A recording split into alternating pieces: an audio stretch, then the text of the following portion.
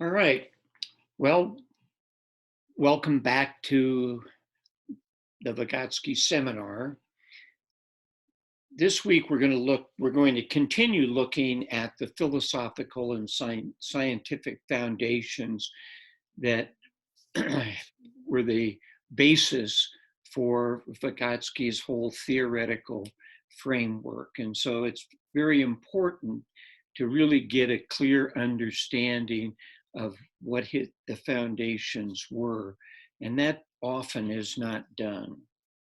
And so last week we looked at Heraclitus and Democritus, and now we'll start with Epicurus.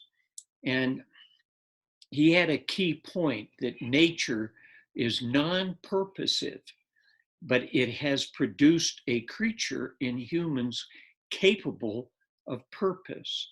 And so that concept of nature does not have a purpose. Life within nature has a purpose to survive, but nature does not have that purpose. And I put nature with green and brown there because we often think of nature as meaning green, the natural organic world, and not the inanimate.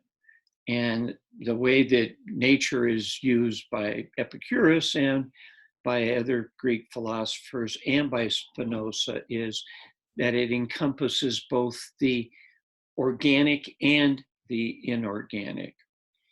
And so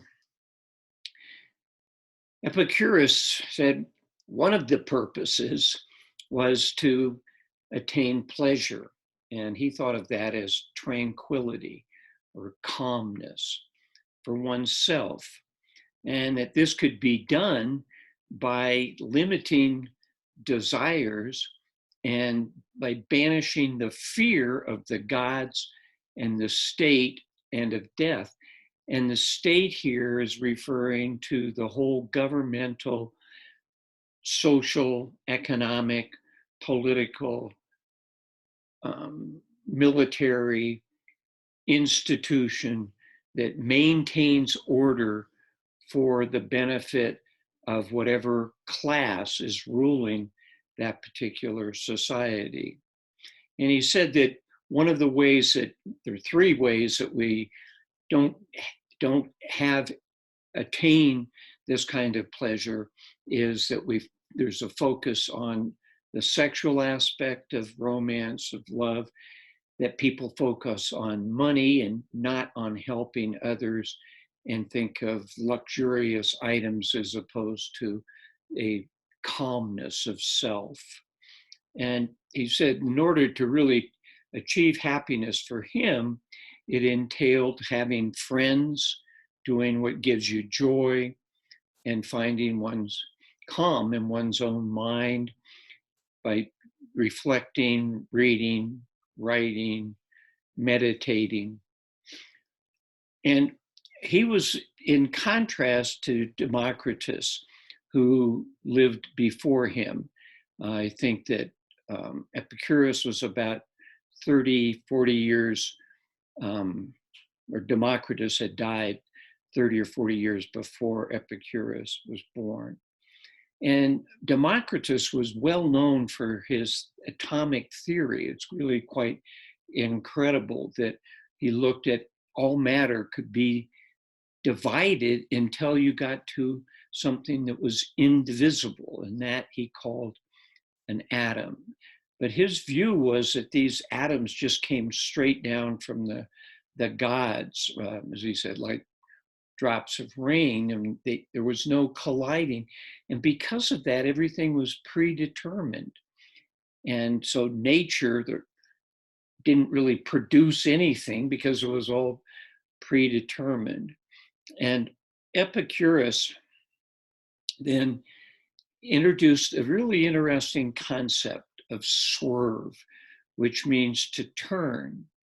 And he contended that if when their atoms are moving down through the void, they deflect a bit in space. It's in space at a at a quite uncertain time and in uncertain places, but just enough so that you could say that their motion has changed.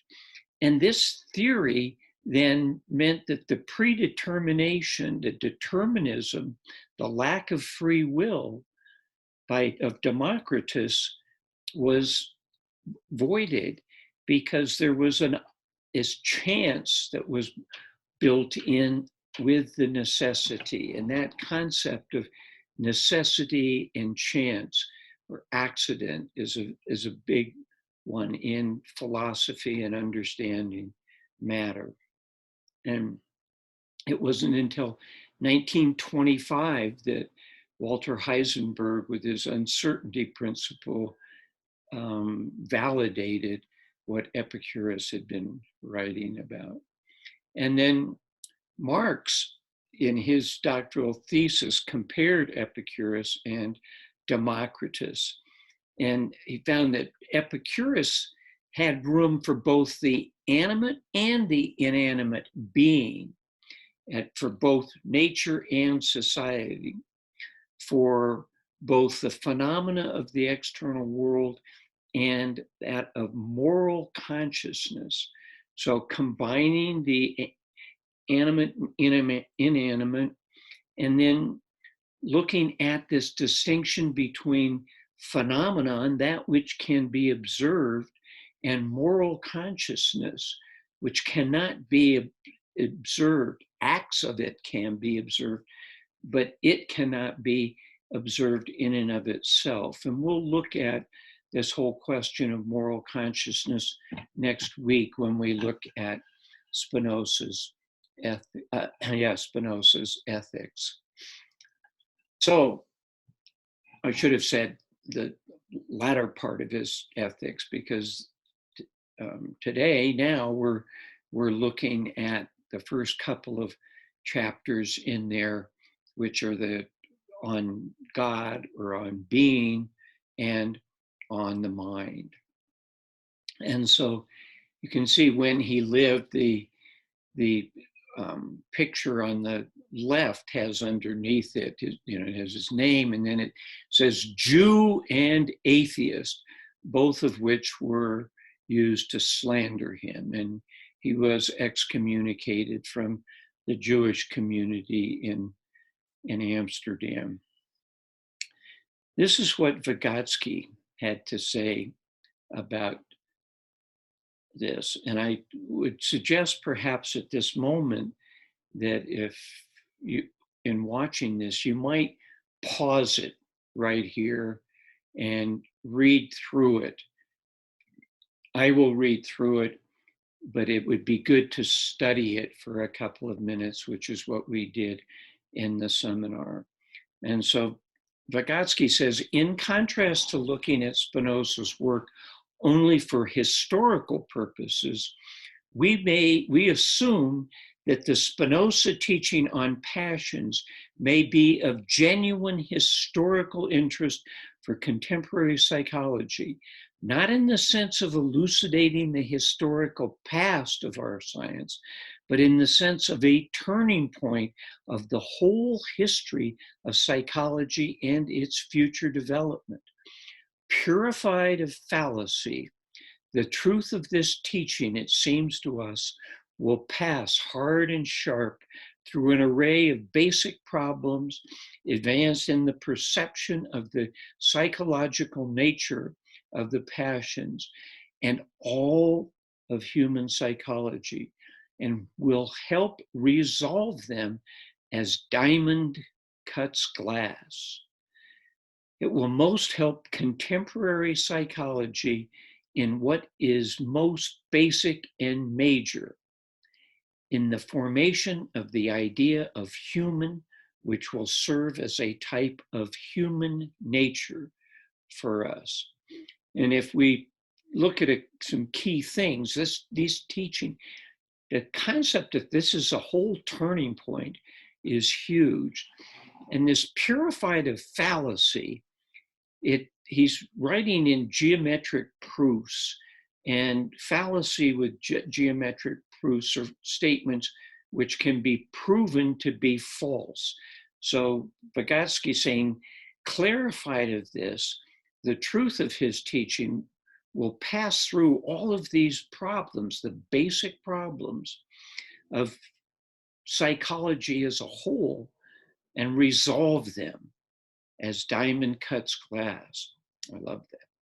And then the last sentence really is what this whole seminar is about. What does it mean to be human?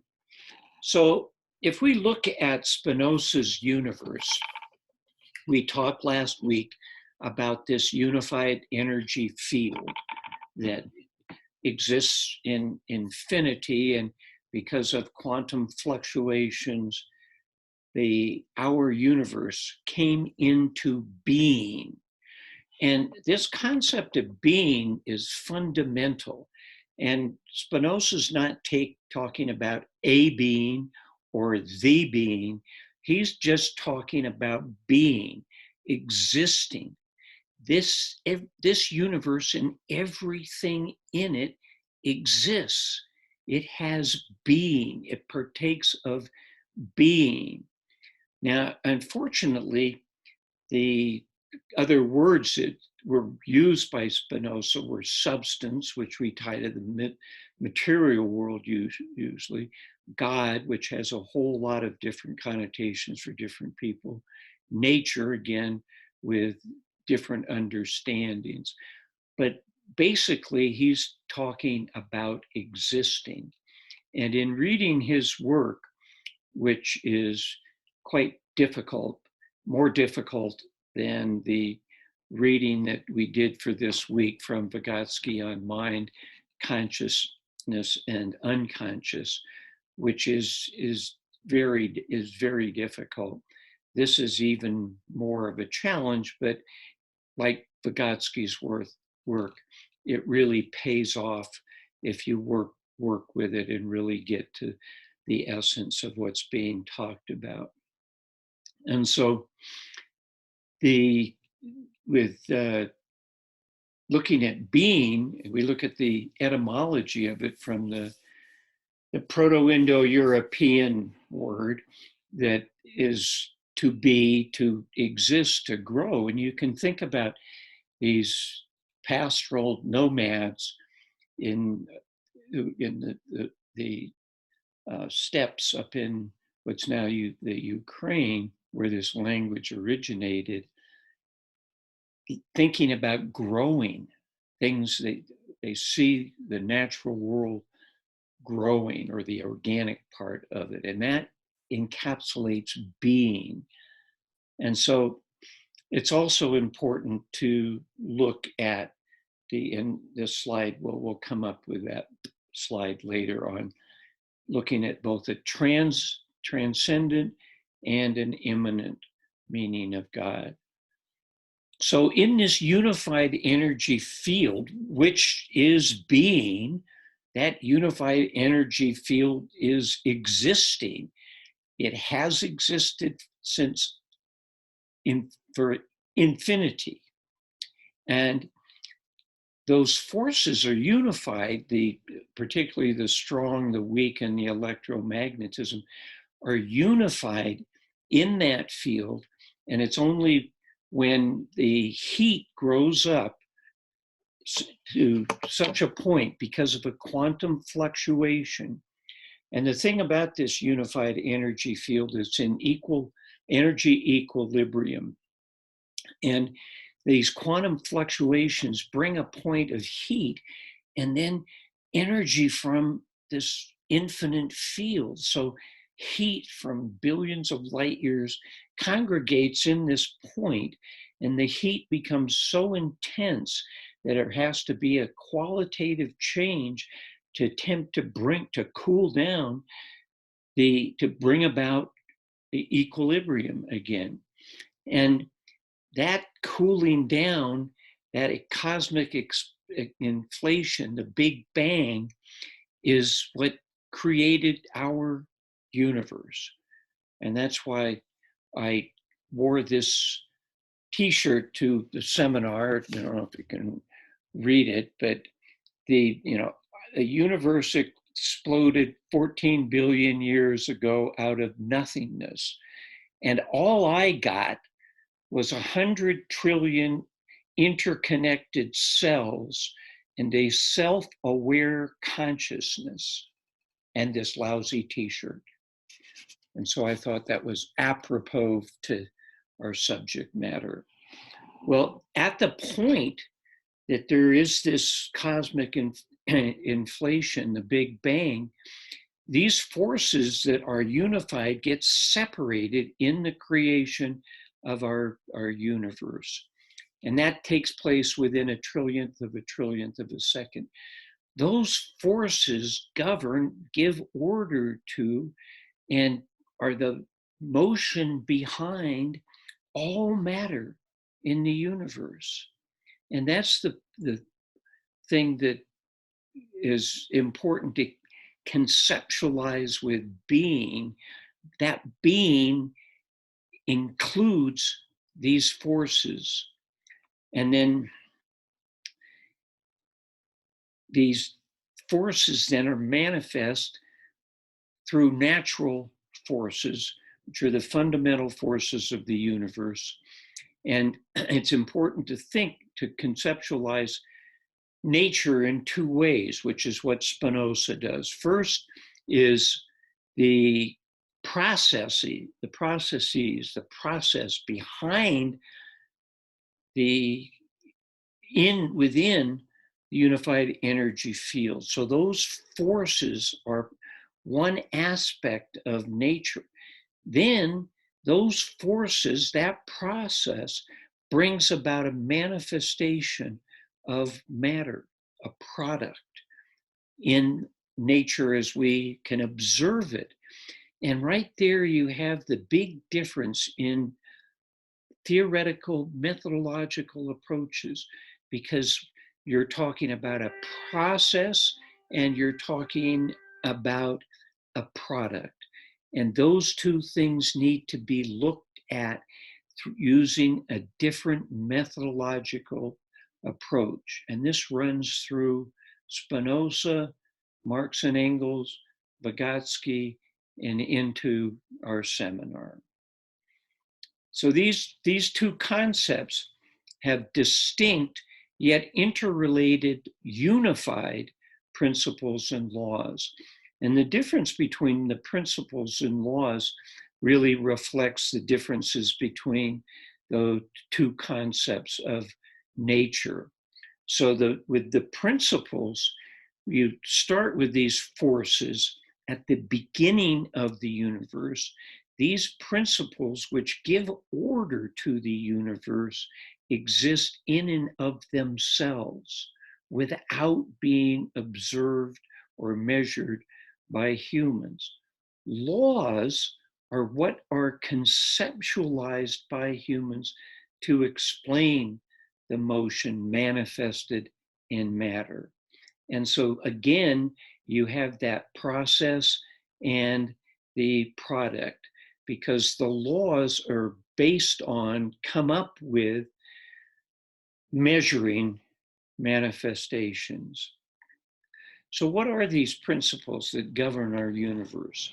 Well, first, we look at this idea that our universe, and I use our because as Engels wrote back in 1884, there's an overwhelming likelihood that there are multiple universes out there. And because they come into existence in different ways at different points and have a different manifestation of forces, their laws are undoubtedly different than those and the principles governing this universe. But for our universe, it did not exist non-being. With the Big Bang, it came into being, and it will go out of being when this energy equilibrium is achieved. This is what the phrase, the negation of the negation, which is what Hegel uses, and that can be pretty difficult to understand. But if we look at it in terms of our universe did not exist. It had negative being. It was a negation. It did not exist.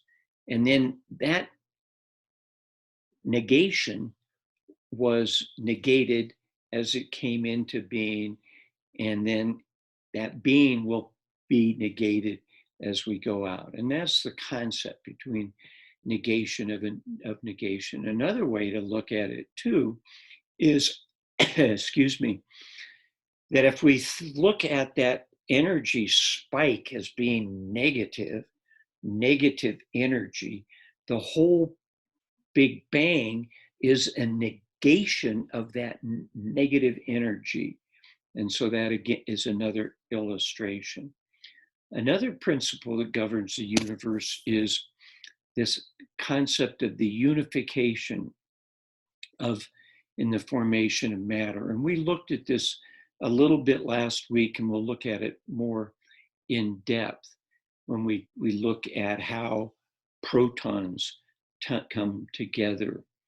But and in those protons, you've got a negative and a positive, you've got an up quark and a down quark, and those are opposites.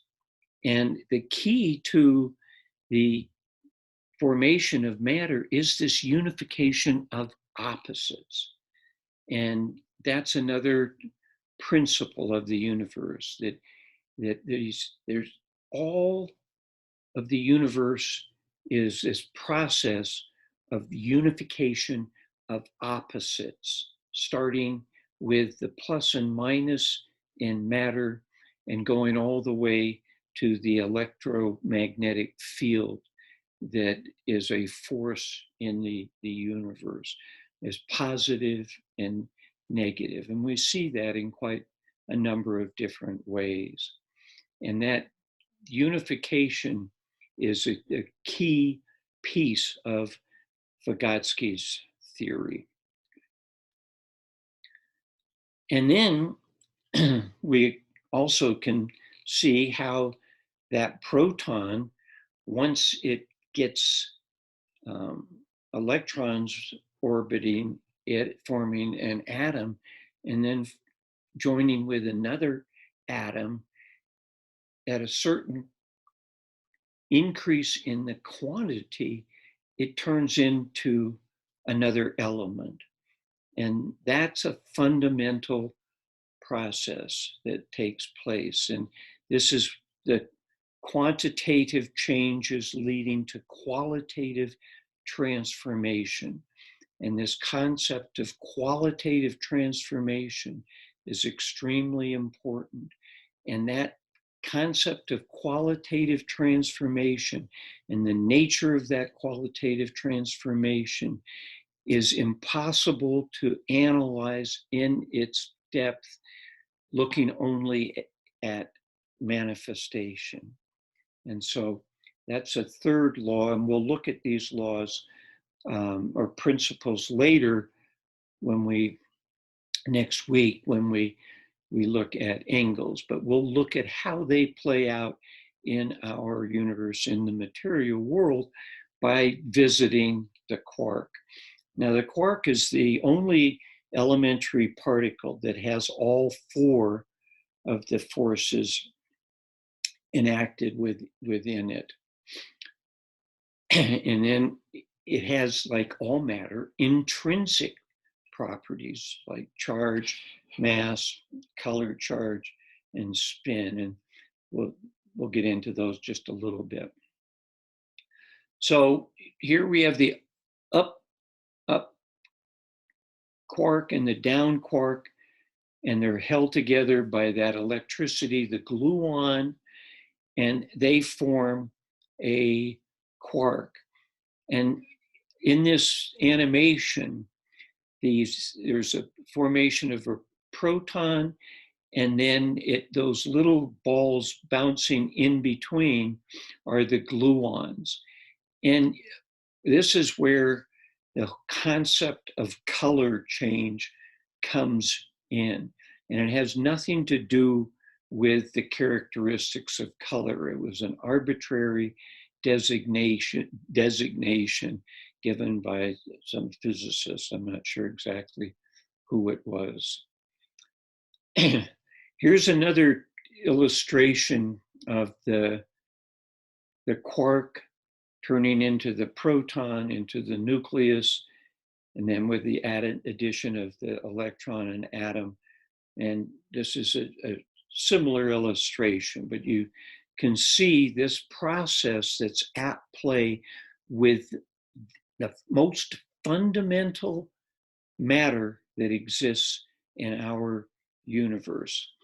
And on the positive and the negative, all matter in the universe has antimatter. So there's the proton and the antiproton, the hydrogen atom and the anti-hydrogen, the anti-quarks and the positive quarks. And these particles can separate and be a billion light years apart, but still be connected. And that's what Einstein referred to as spooky. So then let's look at how these principles of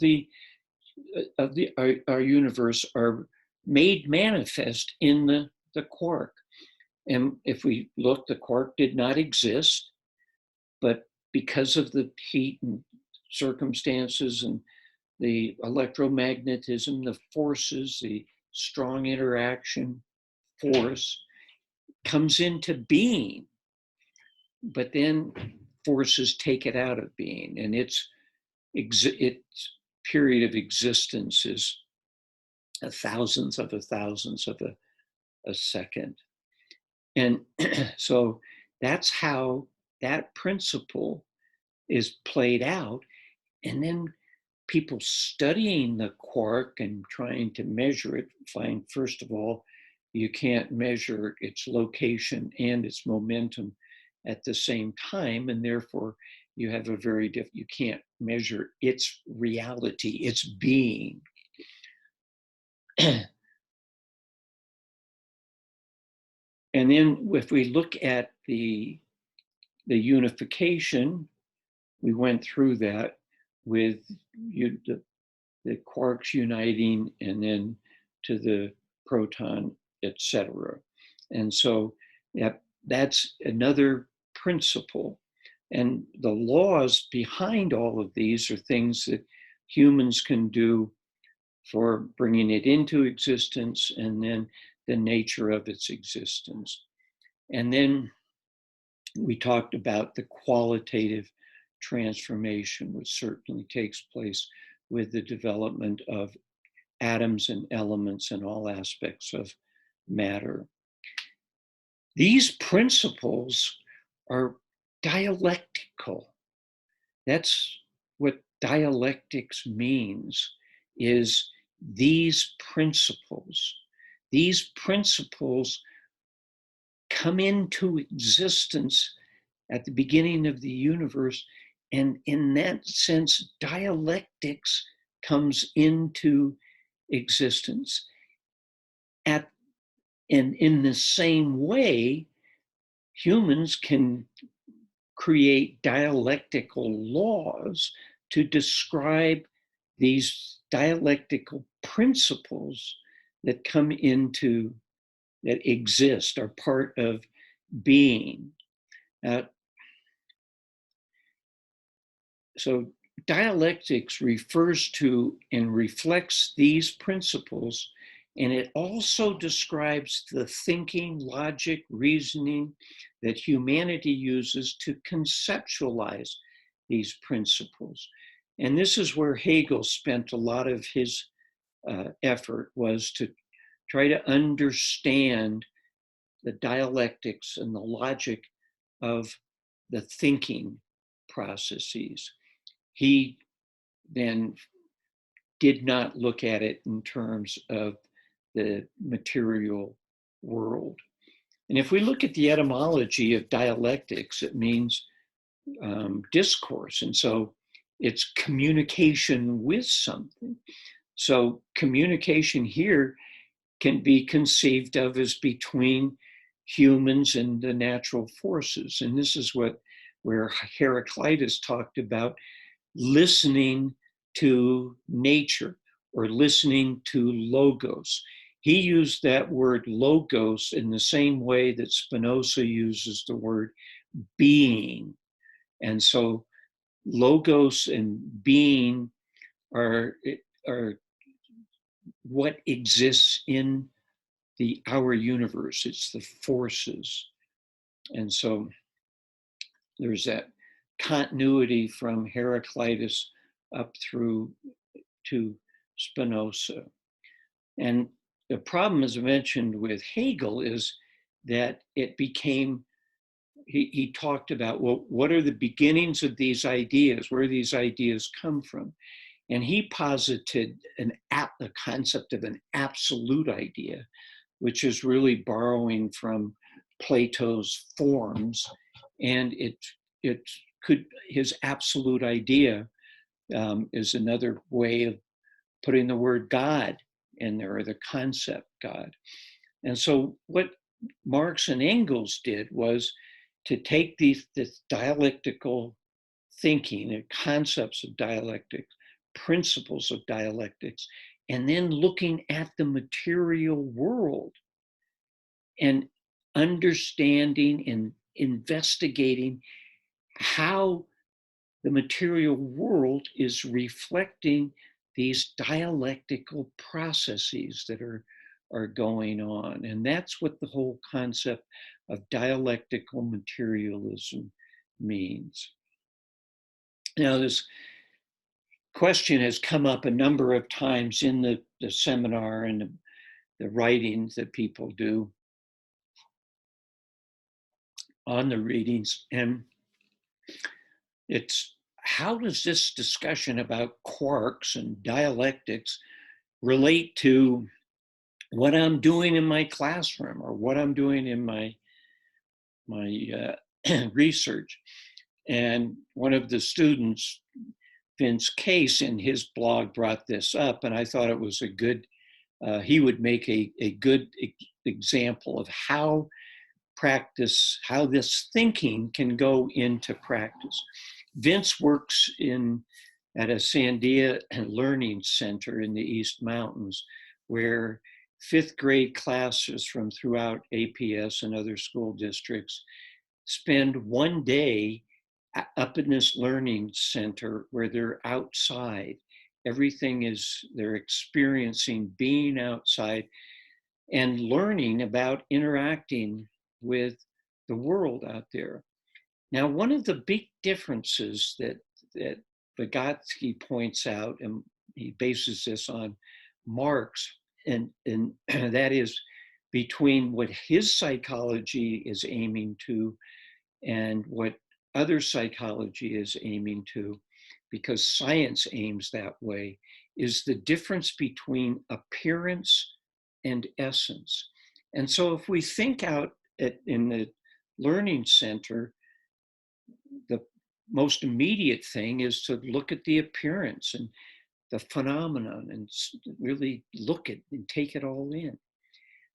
But another thing that could be done is to have the students imagine what it would be like in the four seasons and how this appearance will change. And what are the processes taking place? What happens to life when the snow comes? What happens with spring? What is the process? So they then begin thinking more about the origins of whatever they're looking at and the process. And that way of thinking gives you an opportunity to get to a lot closer to the essence of whatever it is that's being investigated. So this is what Vygotsky has to say with dialectics. With dialectics, science becomes a living system which constantly develops and moves forward. and which consistently consists of proven facts, laws, suppositions, structures, and conclusions, which are continually being supplemented, criticized, verified, partially rejected, interpreted, and organized anew, etc. Science commences to be understood dialectically in its movement, i.e., from the perspective of its dynamics, growth, development, evolution. And so there's some highlight. It's a system. This is something that he always has as part of his approach, is looking at all of the interconnectedness, and then also looking at development. Those things are not fixed. Everything is constantly in motion. And it's based on epistemological studies that bring about understanding the facts, the laws, the structures, etc. But these are then constantly being supplemented and criticized and verified.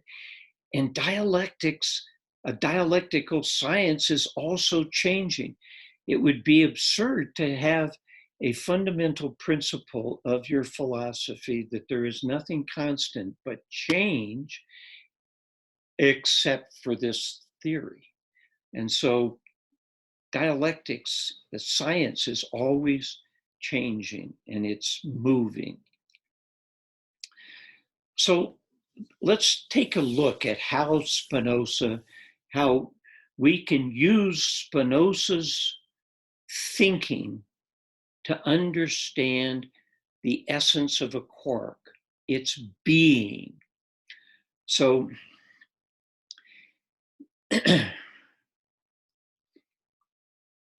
there are the unmeasurable and there's the measurable. So the intrinsic properties that we talked about, like electric charge, mass, color charge, and spin, are things that are not measurable in and of themselves. What is measurable are the appearances of these properties. And in there we have color, weight, size, and motion. Those are concepts that humans use to describe appearances, but they are not measuring, because you cannot measure things like color in general.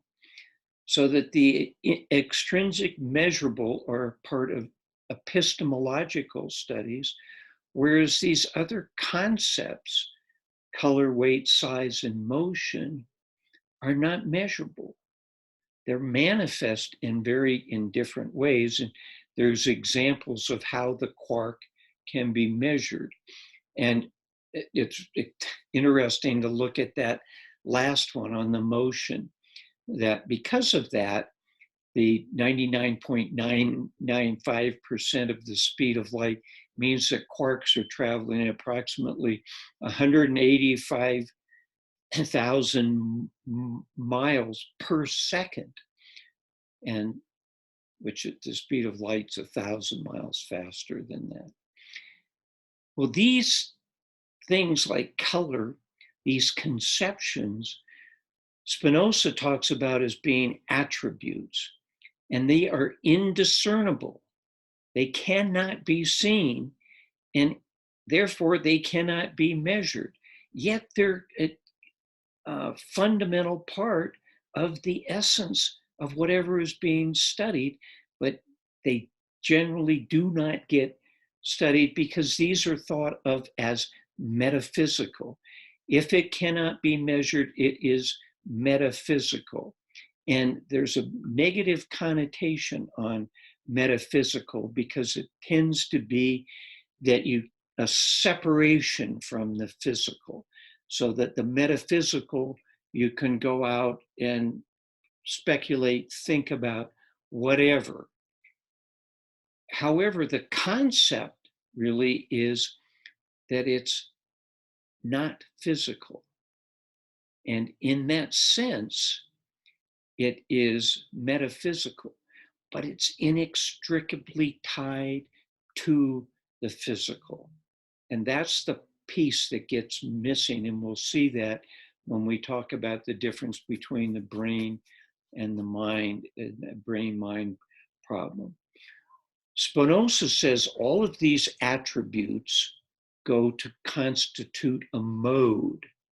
And so for the quark, these attributes that we have, that through epistemological studies we've found, those measurements and the conceptions of them by humans forms a mode.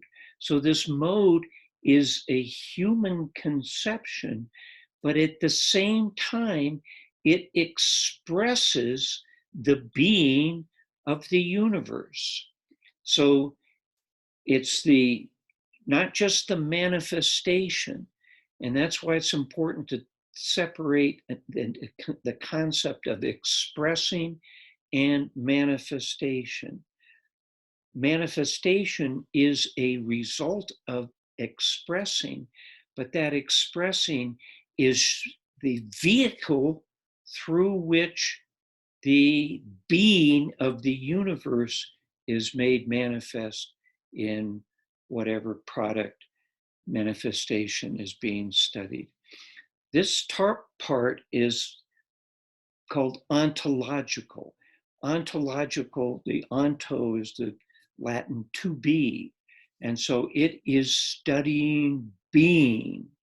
And it's studying being not as a separate entity like that tends to be happen in philosophy, that being gets separated from the concept of being, gets separated from existing and existing in the material world. And so with this concept of Spinoza's, you can see how that being comes down through the mode, the attributes, our conceptions, into the product. And in looking at it all this way, then we are really getting to the essence of the quark. And we're looking again at the process, the overarching process that governs all being in the universe. And we're looking at the manifestation of those processes, or that process. So if we look, we can do this with all products. So we can look at the orange as we have done before. And you can see how Spinoza's teaching can be helpful in looking at and getting to the essence of the orange, because we're looking at it from its origins, it's coming into being from non-being, and we're looking to it when it no longer is existing, it's non-being. And by doing that, we can understand the essence. And this can be done with everything. And this is what why Vygotsky and Marx found Spinoza's thinking so powerful, and it was such an important foundation for both of them, is no matter what it is that you're looking at, like the brain-mind unity that we'll examine in a minute, or the social formation that Marx studied. What are intrinsic properties there? What are measurable? What are conceptions? What is the process? What are the laws of motion behind it? And so we'll look now at this question of the brain-mind problem. And that's what Vygotsky says is the biggest problem facing psychology. How do you explain the relationship? When we say a problem, it becomes a problem when the relationship between the brain and the mind is not understood. And the reason this relationship is not understood is this problem is transferred or it transferred into a brain problem. So then it's studying the brain. Wonderful work has been done in neuroscience, going all the way down to looking at proteins and synapses that govern the release that of other proteins and chemicals that control the valve for the proteins that are released that can lead to schizophrenia. And so then it can be very concrete in helping patients by then blocking that over release or under release of these proteins. However, doing that does not give an understanding of the mental aspects of schizophrenia. And it's very difficult to marry those two if they are not studied as a part, as a unified process. And they can't be studied by being totally separated, looked at in and of themselves, and then put back together. And the other way the problem is faced, as Vygotsky pointed out in the reading, is it turns into a mind problem. That you're using looking at mental acts, analyzing mental acts through mental phenomena. And so you're just in the mind. And in the mind, you can go and debate how many angels can dance on the head of a pin. But you can't then connect it to this chemical, electrical substrate that it is dependent upon for its existence. And so there's a Scottish psychologist, Alexander Bain, and he came up with this theory of the psychophysical parallelism. And this, the fact that it's being used widely is not what Vygotsky, by modern here is current, because this comes from Wikipedia, not from Vygotsky. But the way that Bain looked at the relationship between the brain and the body, brain and the mind, was to say that they went in parallel paths, and those parallel paths were coordinated, but there wasn't interaction between them.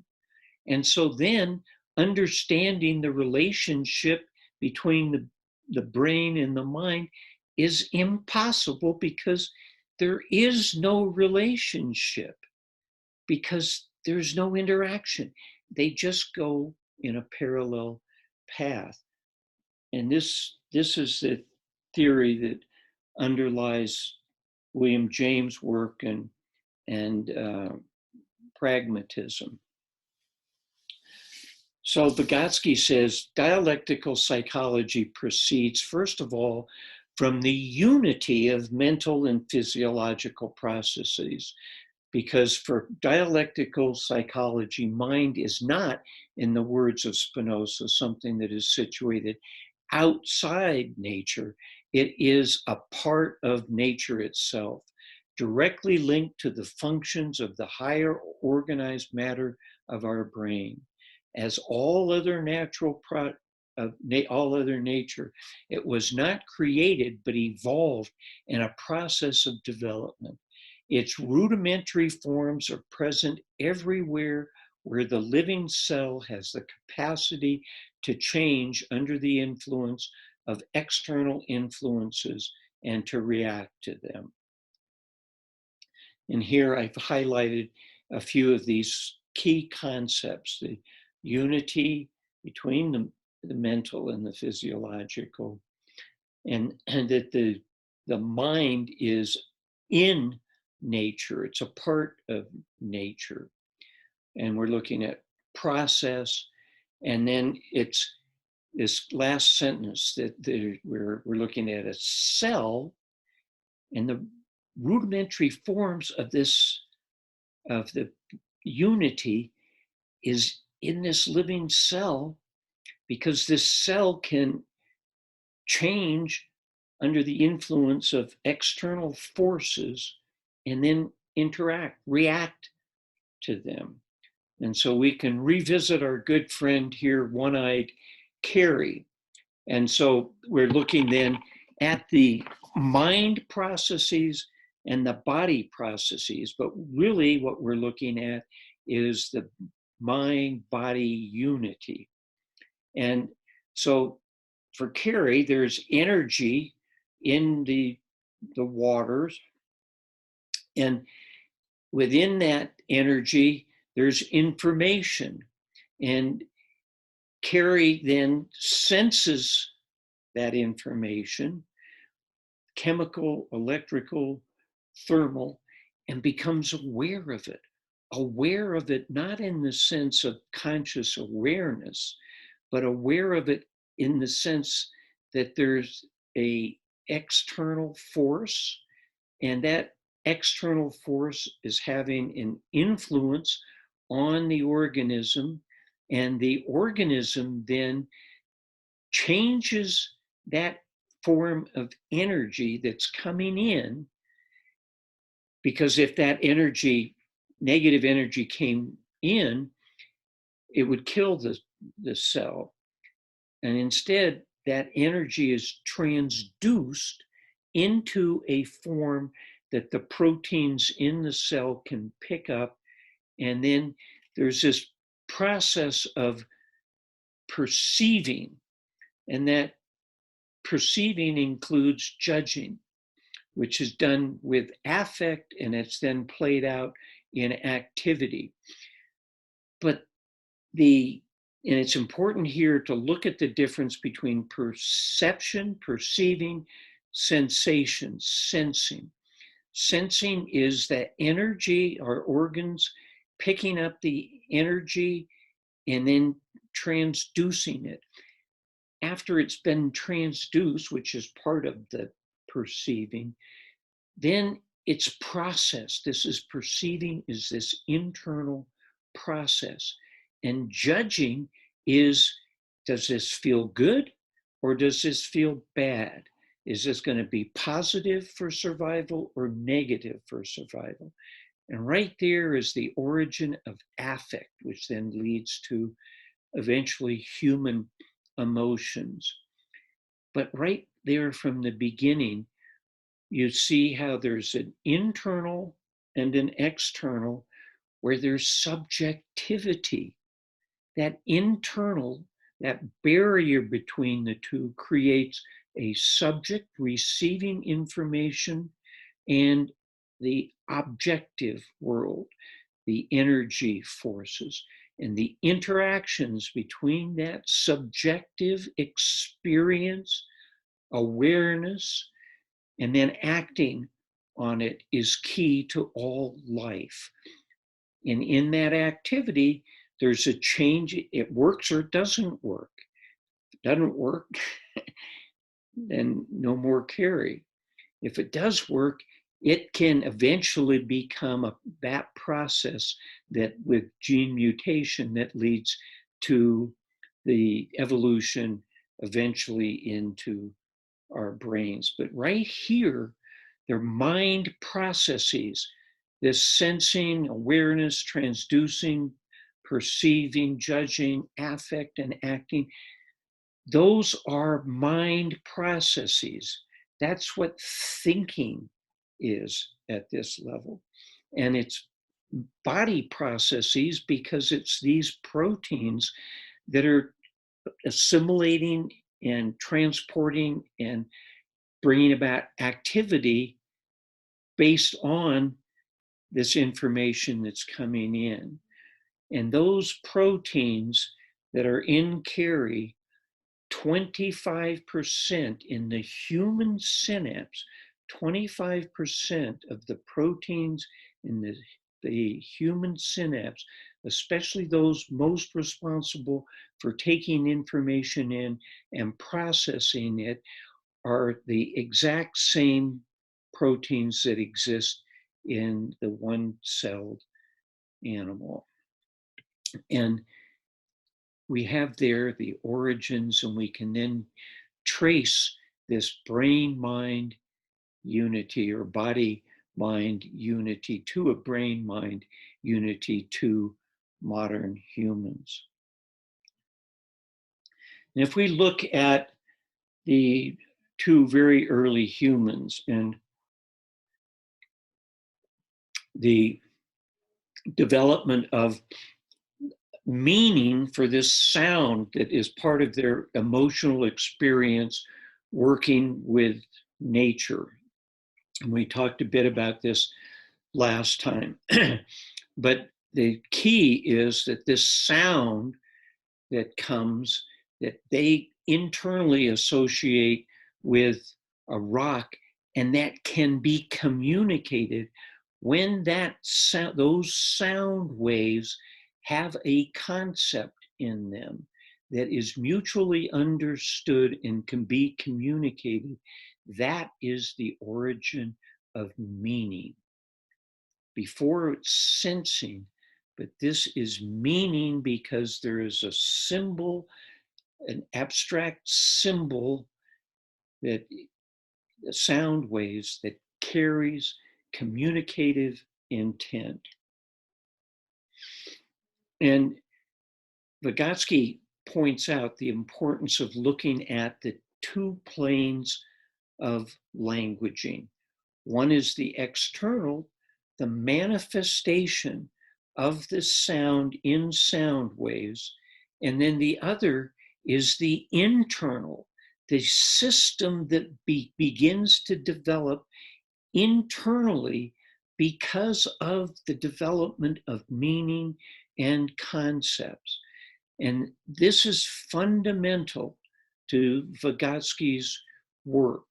And it's the place at which most misunderstanding takes place, because almost exclusively the attention is put on the external meaning of words and not on this internal psychological, mental, psychical system that is developed, that becomes our conceptual understanding of the world and the social relationships that develop. And the unification of the thinking processes with the languaging processes, that's the origin of this thinking languaging system. And with meaning, značenje slova, and I went to correct an O, I had slovo, but it should have been slova, and in so doing eliminated, but it's značenje slova. That's the foundation of this system. And značenje, the Russian for it is meaning, and slova is languaging. It's a word, it's word, but word meaning representing all of language. So it's meaning through language. And that's what is taking place. This process here is developing značenje slova. And that is the foundation for the whole conceptual system. And another term that has come up that is confusing is rечевое мышление. And that is really, the Russian is speaking thinking, but that's been translated as verbal thinking, and it completely misses the concept that Vygotsky is talking about, and that is the unification of thinking processes and languaging processes.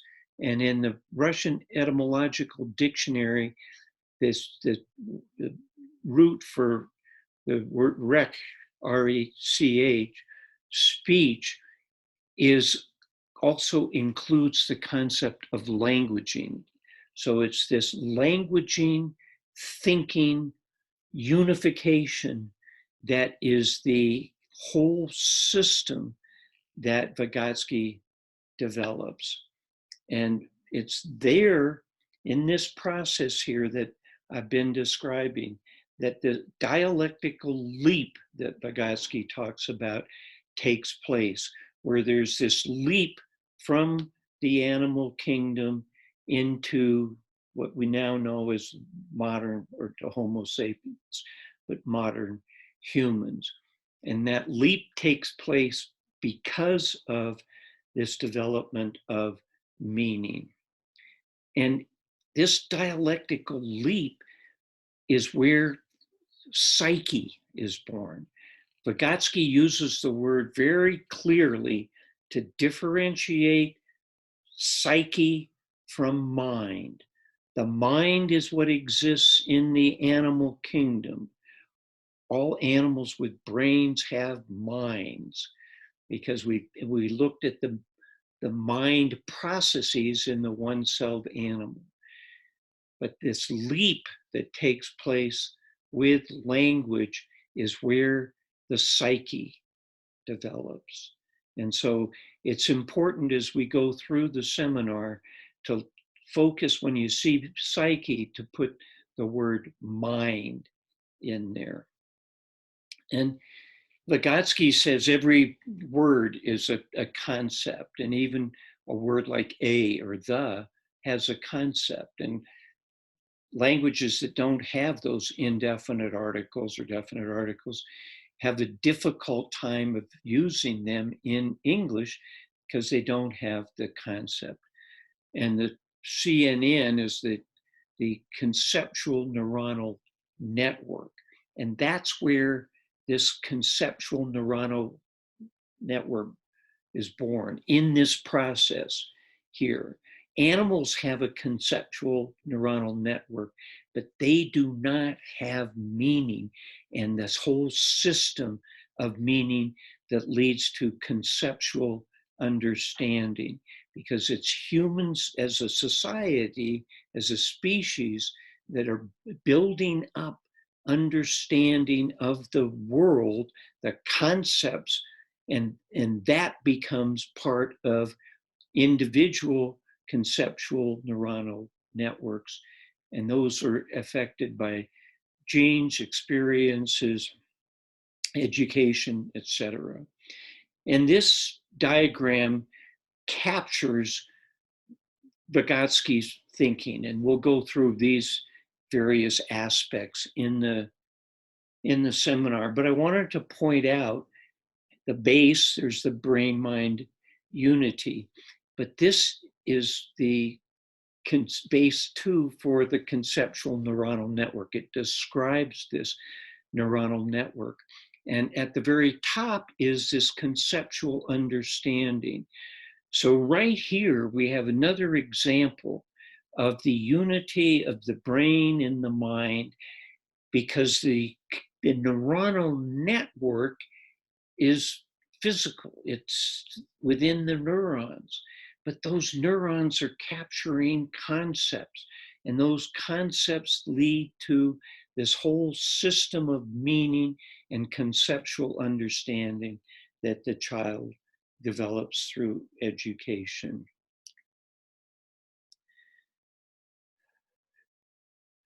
And then next time, we'll look at the role of belief in human development. And that's where we get into Vygotsky's views on, or first of all, Spinoza's views on